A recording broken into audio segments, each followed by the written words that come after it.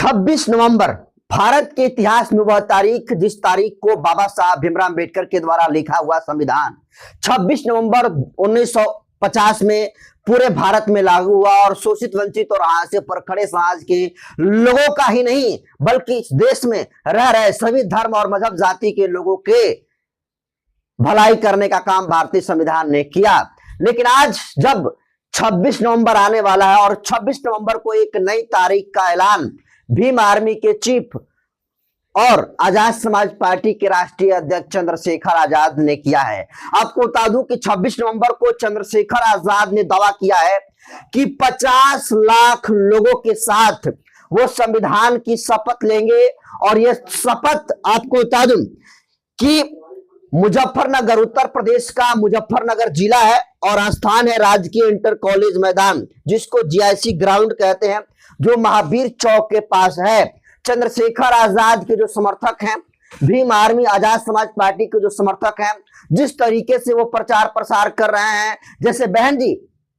9 अक्टूबर को जो प्रोग्राम करने वाली थी उसका उस तारीख से पहले जिस तरीके से प्रचार देखने को मिला था और उस हिसाब से भीड़ भी आने का काम किया था, उसी तरीके से चंद्रशेखर आजाद भी 26 नवंबर को लेकर पूरी तरीके से उनके समर्थक जमीन पर उतरकर लोगों से आह्वान कर रहे हैं कि आप जो है अपने हक अधिकार और इस संविधान के बचाने की लड़ाई में आप हमारा साथ दीजिए और चंद्रशेखर आजाद को हाथों को मजबूत करने के लिए मुजफ्फरनगर चलने का काम करें। और वायरल भी हो रहा है ये हैशटैग कि 26 नवंबर मुजफ्फरनगर चलो। और आपको बता दूं कि चंद्रशेखर आजाद जिस 26 नवंबर को 50 लाख लोगों के साथ संविधान की शपथ लेने की बात कर रहे हैं, उसका नाम दिया गया है संवैधानिक अधिकार बचाओ भाईचारा बनाओ महारैली। और इस महारैली में जिस तरीके से चंद्रशेखर आजाद लोगों से आने का आह्वान किए हैं, एक बात तो तय है कि चंद्रशेखर आजाद जितना दावा किए हैं और जो मीडिया में खबरें चल रही कि 50 लाख लोग आ रहे हैं, अगर 50 लाख लोग आ गए तो आप समझ लीजिए कि बहन कुमारी मायावती जी का 9 अक्टूबर का जो रिकॉर्ड है वो रिकॉर्ड भी जो है टूट जाएगा। लेकिन कब? जब 50 लाख लोग आएंगे तब। लेकिन चंद्रशेखर आजाद के 26 नवंबर से प्रोग्राम से पहले चंद्रशेखर आजाद पर आरोप लगाने वाली रोहिणी घावरी जो दावा करती है कि चंद्रशेखर आजाद की वो एक्स रही है, गर्लफ्रेंड रही है, और अब रोहिणी घावरी ने 26 नवंबर को लेकर ऐसा बयान दे दिया है, ऐसा ट्वीट कर दिया है जिसको लेकर जबरदस्त बवाल जो है हो गया है। आपको बता दूं कि देखिए डॉक्टर रोहिणी घावरी कल देर शाम रात तक जो है अपने सोशल मीडिया के ट्विटर हैंडल एक्स पर चंद्रशेखर आजाद की जो 26 नवंबर को होने वाली रैली है उस रैली को लेकर बड़ा बयान देती है। और रोहिणी घावरी ने ट्वीट करके ये जानकारी देती है कि 26 नवंबर की चंद्रशेखर आजाद की रैली में मैं भी पहुंच रही हूं,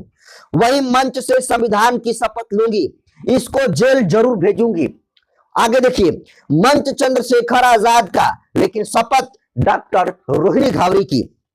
अगर किसी ने मुझे हाथ भी लगाया तो पूरा देश देखेगा इसका महिला सम्मान। तो आप समझिए कि चंद्रशेखर आजाद पर आरोप लगाने वाली रोहिणी घावरी बिल्कुल तरीके से फायर मूड में दिख रही है। और रोहिणी घावरी का ये दावा है कि मैं भारत पहुंच रही हूं, हालांकि अभी रोहिणी घावरी स्विट्जरलैंड में है। और रोहिणी घावरी का दावा है कि 26 नवंबर को चंद्रशेखर आजाद की रैली में जाएगी और चंद्रशेखर आजाद को वहीं से जो है गिरफ्तार करवाने का काम करेगी। और ये कह रही है कि मंच तो चंद्रशेखर आजाद का रहेगा लेकिन शपथ जो है रोहिणी घावरी लेगी। और देखते हैं कि कौन जो है हमको रोकता है। अगर हमको कोई रोकेगा तो फिर चंद्रशेखर आजाद महिलाओं का कितना सम्मान करता है 26 नवंबर को पूरा देश देखेगा। तो ये तमाम बातें रोहिणी घावरी के द्वारा जो है कही गई है। अब रोहिणी घावरी की इस ट्वीट के बाद जबरदस्त बवाल जो है सोशल मीडिया पर कहें या फिर भीम आर्मी जो आजाद समाज पार्टी के समर्थक हैं उनके बीच में जो है छिड़ा हुआ है। अब देखिए अनिल कुमार है, ये बड़े चेहरे हैं सोशल मीडिया के, ये रोहिणी घावरी के इस रिएक्शन पर अपनी प्रतिक्रिया देते हुए कहा है कि रोहिणी घावरी अब दुष्टता की पराकाष्ठा पार कर चुकी है। चंद्रशेखर रावण की चुप्पी और शराफत का अब वो नाजायज फायदा उठा रही है। तो ये कहना है अनिल कुमार जी का।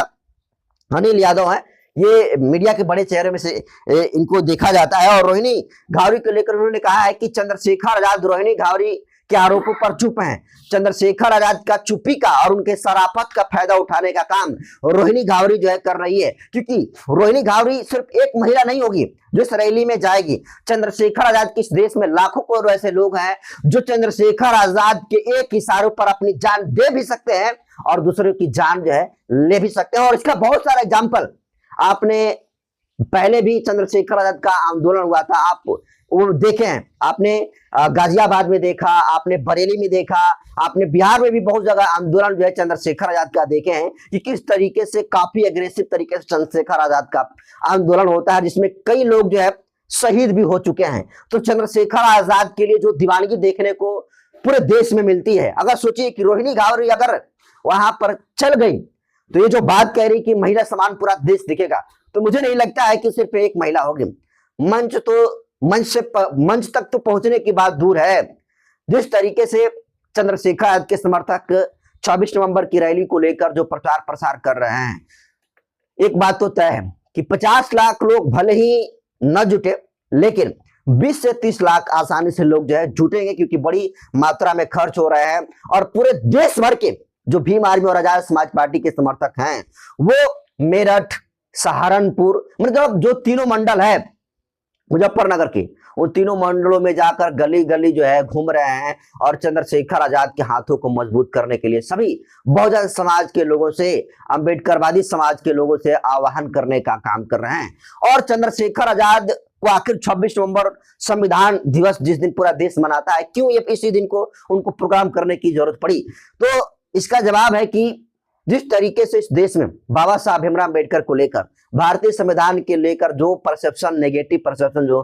फैलाया जा रहा है, उस परसेप्शन को तोड़ने के लिए और चंद्रशेखर आजाद का 26 नवंबर का प्रोग्राम उन तमाम जातिवादी, घनघोर जातिवादी और मानववादी व्यवस्था से ग्रसित लोगों के लिए चेतावनी के तौर पर यह प्रोग्राम आयोजित हो रहा है कि अगर आप संविधान के बारे में अगर कुछ भी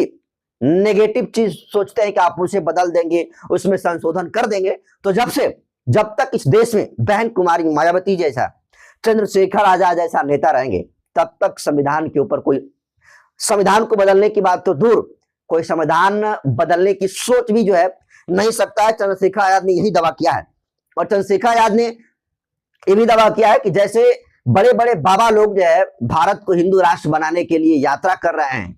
और जो सुविधाएं केंद्र सरकार के द्वारा उन बाबाओं को मिल रही है, तो चंद्रशेखर का दावा है कि अगर मैं इस भारत को बहुजन राष्ट्र बनाने के लिए निकलूंगा तो क्या वो तमाम सुविधाएं हमको भी मिलेगी जो सुविधाएं बागेश्वर धाम के बाबा धीरेन्द्र कृष्ण शास्त्री को मिलती है। तो ये, और अभी आपने देखा कि मध्य प्रदेश में किस तरीके से तमाम जातिवादी लोगों के द्वारा यह परसेप्शन फैलाया गया कि भारतीय संविधान का रचयिता बाबा साहब भीमराव अम्बेडकर नहीं